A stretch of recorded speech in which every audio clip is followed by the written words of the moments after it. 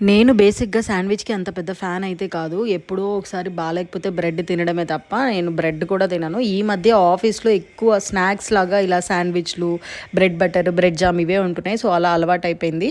ఇంట్లో చాలా పెరుగుంది. చలికాలం కదా! పెరుగు సేల్ అవ్వట్లేదు. అందుకనే నేను ఇవాళ శాండ్‌విచ్ చేద్దామని ఫిక్స్ అయ్యాను.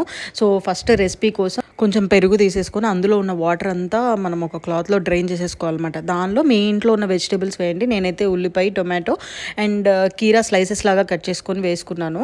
అది బాగా మిక్స్ చేసుకున్న తర్వాత కొంచెం ఉప్పు అండ్ పెప్పర్ పౌడర్ వేసుకున్నాను. అండ్ స్వీట్నెస్ కూడా ఉంటే కొంచెం బాగుంటుందన్నమాట శాండ్విచ్ తినేటప్పుడు. అందుకనే ఒక స్పూన్ హనీ వేసుకున్నాను.